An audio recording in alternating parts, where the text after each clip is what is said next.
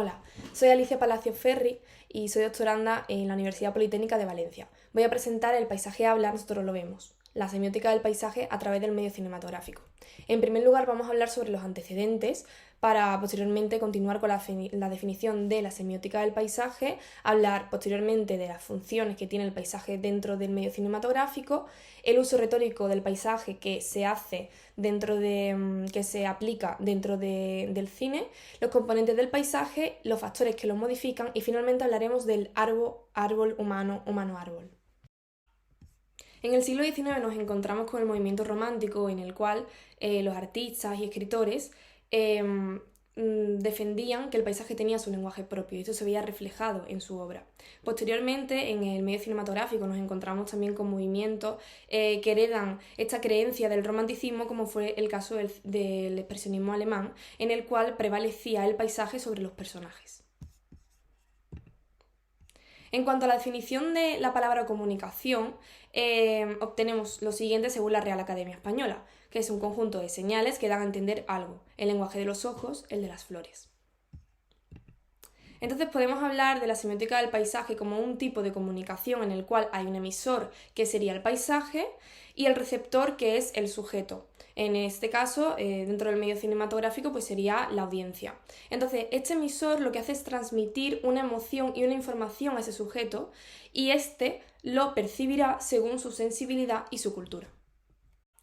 En cuanto al triángulo semiótico, esto indica que un signo está conformado por una parte el significante, que sería el objeto tangible, por otro lado estaría su representación, que es una imagen o una palabra, y el significado, que es la idea que se asocia a ese objeto y este varía según una cultura u otra. Una flor no puede ser únicamente una flor porque se la relaciona con un trasfondo histórico y poético tras ellas, y si las flores son regaladas a un amante tras una discusión o posadas en la lápida de un ser querido, no es algo casual, existe todo un simbolismo que la rodea. Antes de continuar hablando sobre la semiótica del paisaje, es importante mencionar a Anne Winston Spirn, quien ha sido una gran referente para esta investigación. En su caso, ella aplica la teoría del lenguaje del paisaje, pero aplicado al paisajismo, que es su área profesional, y explica cómo los paisajistas deben saber leer el paisaje y componerlo adecuadamente con sus palabras para crear frases coherentes.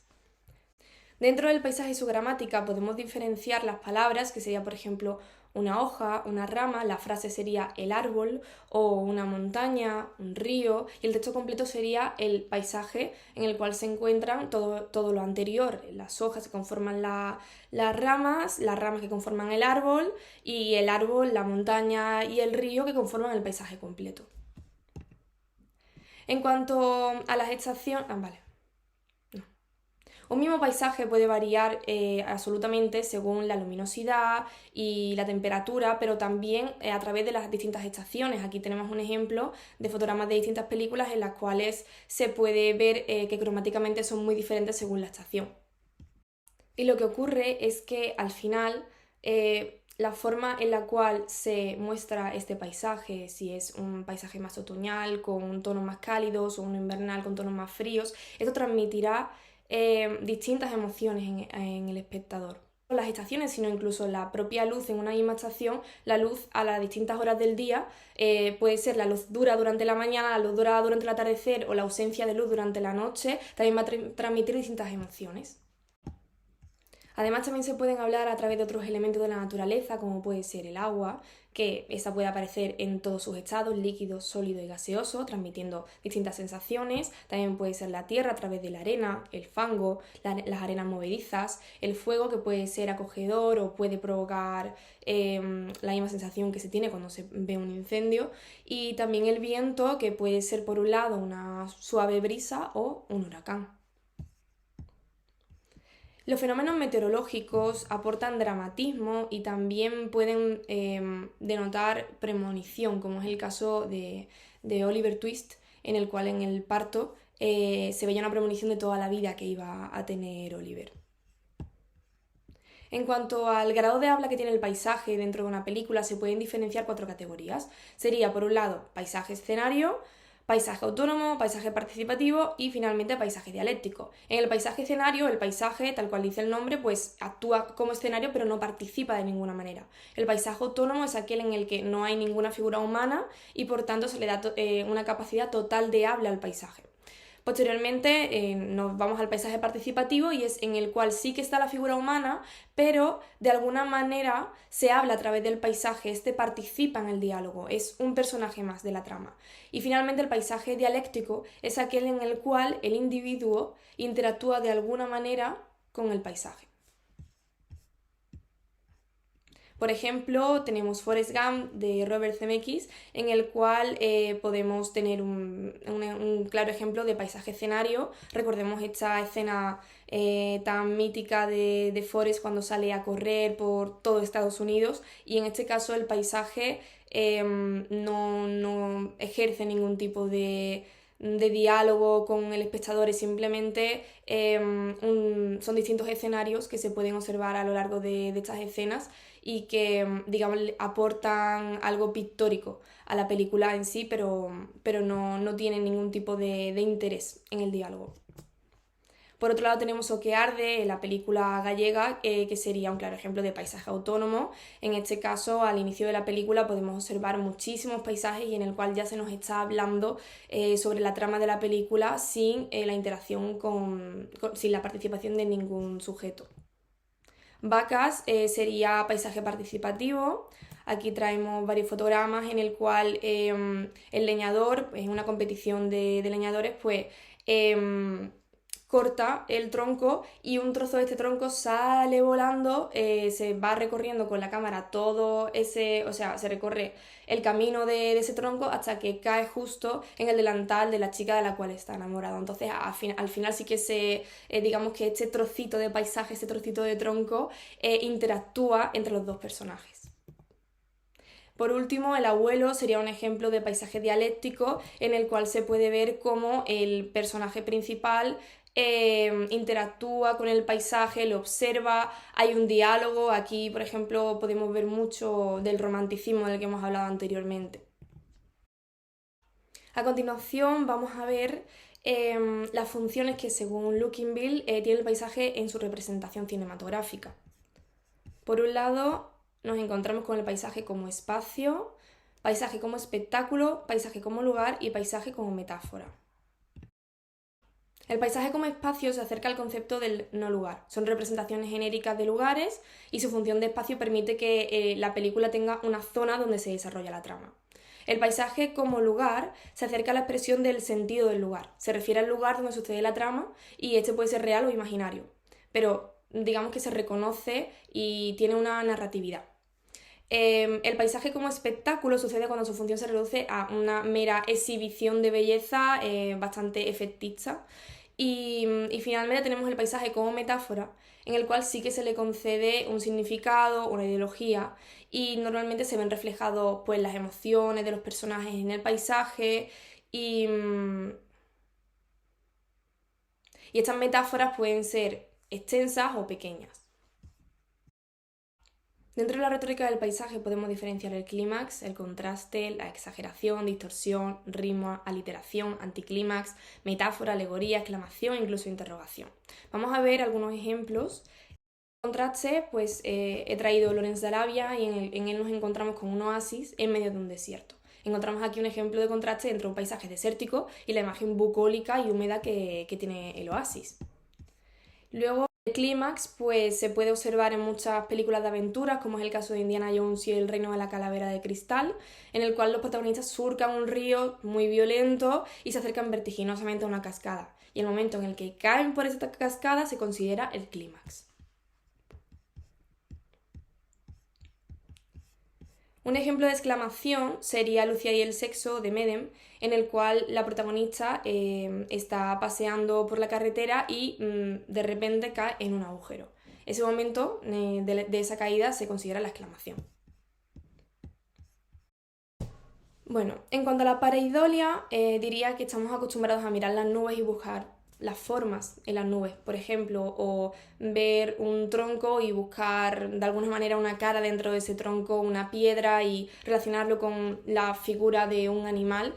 Y este fenómeno se denomina pareidolia y es un fenómeno visual que lo produce nuestra mente y que reconoce en aquello que ve algo que es abstracto, reconoce algo familiar. El ejemplo que he traído es una montaña. Espérate. El ejemplo que he traído es una montaña que se llama la Peña de los Enamorados, que está declarada como Patrimonio Mundial por la UNESCO, que está de camino entre Sevilla y Granada, y se conoce comúnmente como la montaña del indio, porque si podéis observar, es como la cara de un hombre indígena tumbado. Con este tipo de fenómeno se produce un autorreconocimiento en el entorno, o sea, nos buscamos a nosotros mismos en la naturaleza.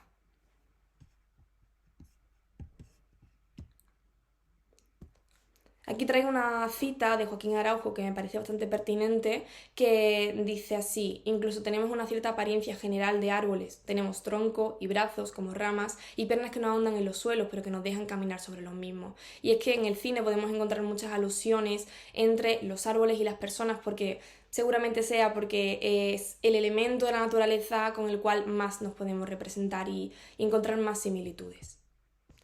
Esto se puede ver, por ejemplo, en la película El Olivo, en el cual el abuelo de la protagonista tiene una relación muy potente con un olivo que posteriormente es trasladado a Alemania y ella tiene que ir a buscarlo.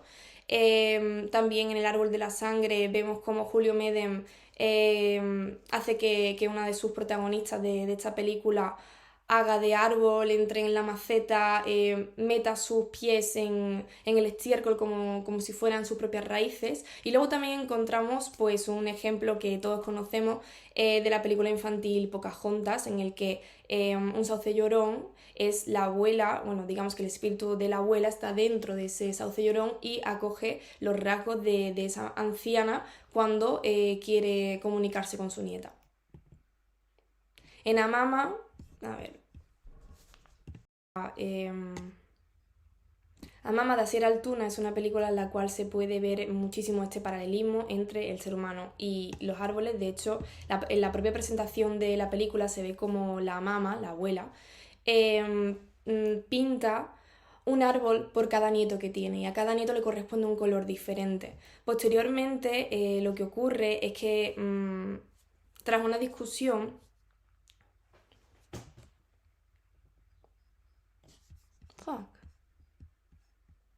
ya.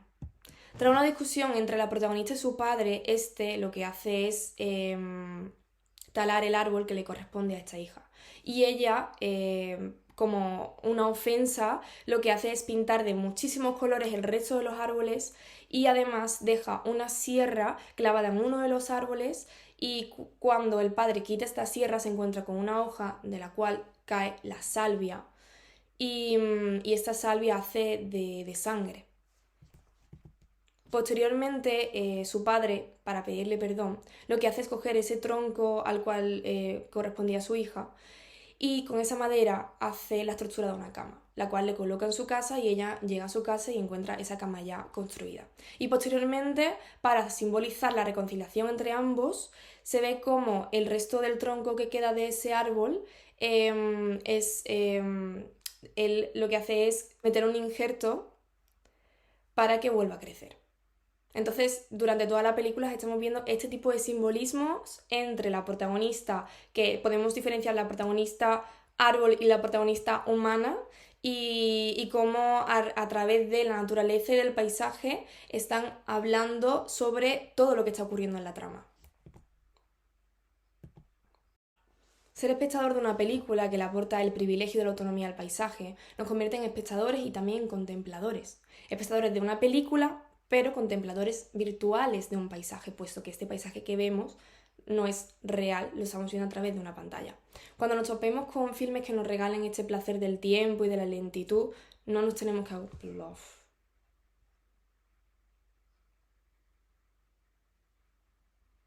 Vale. También es cierto que la decisión que toman los directores sobre cómo van a emplear el paisaje dentro de una película depende del tipo de espectador al que se están dirigiendo, porque como hemos dicho anteriormente, no todos vamos a tener el mismo nivel cultural ni la sensibilidad para poder percibir lo que nos están contando. No todo el mundo sabe leer el paisaje, igual que no todos saben leer poesía. Y bueno, eso es todo, espero que os haya gustado y estoy disponible para vuestras preguntas y vuestros comentarios. Muchísimas gracias.